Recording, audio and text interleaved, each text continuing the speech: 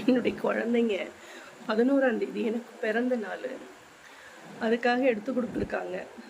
என் பையன், என் பொண்ணும் கொஞ்சம் கொஞ்சமாக காசு சேர்த்து வச்சு எடுத்து கொடுத்துருக்காங்க. எனக்கு அதெல்லாம் பெரிய விஷயம். கோயிலுக்கு போவேன், வருவேன், அவ்வளோதான். ஆனால் எங்கள் அம்மா 9 வருஷமாக பொண்ணு இல்லைன்னு வேண்டிக்கிட்டு கருமாரியம்மனுக்கு பெற்றாங்களாம்.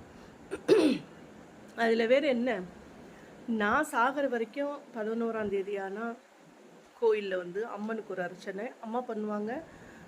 அந்த தாய்க்கு அர்ச்சனை நான் பண்ணுவேன்.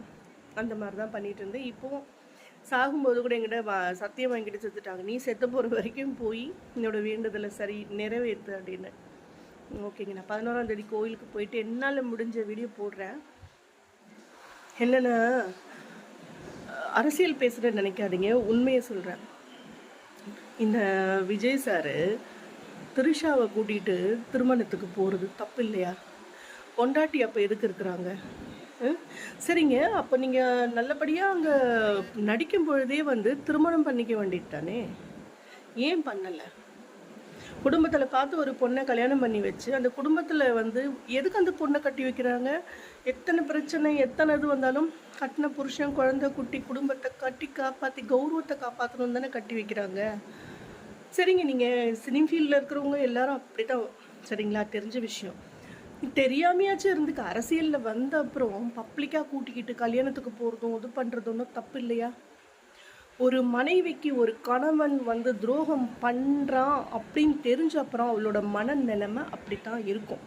ஏன்னா அவளும் நடிகையாக இருந்து அவளும் வந்து இந்த மாதிரி சூழ்நிலையில் இருந்தால் கண்டுக்க மாட்டாங்க. ஆனால் அவங்க ஒரு குடும்பத்துலேருந்து கல்யாணம் பண்ணியிருக்காங்க, 2 குழந்தைங்க, சூரியன் சந்திரன் மாதிரி அழகாக இருக்குதுங்க. ஏன் உங்களுக்கு ஏஜ் ஆகிப்போச்சு. ஏஜ் ஆனாலும் உங்களுக்கு தெம்பு இருக்குது, சந்தோஷமாக இருக்கீங்க, இருங்க, வேண்டாம் சொல்லலை. அரசியலில் வர டைமில் எதுக்கு அவங்கள அந்த திரிஷாவை கூப்பிட்டு வந்து எதுக்கு பப்ளிக்கில் காட்டி இது பண்ணுறீங்க? ஒரு பொம்பளை சொல்லுது எல்லா குடும்பத்துலேயும் கள்ள காதல் இருக்குமா? அட நாயே நாயே நாதாரி நாயே, இந்த மாதிரியா பேசுவேன்? உங்கள் அம்மா அப்பா உங்கள் குடும்பத்தில் இருக்கிறவங்க நல்ல வளர்ப்பே வளர்க்கலையா? எல்லா குடும்பத்துலேயும் இருக்கிறதுக்கு இது பாரத தேசம்னு எதுக்கடி பேர் வந்தது? வெளிநாட்டில் இருக்கிறவங்க அத்தனை பேரும் நம்ம இந்தியா தாய்நாடு கலாச்சாரம் எதுக்கடை பேசுகிறாங்க? 100% அப்படின்னா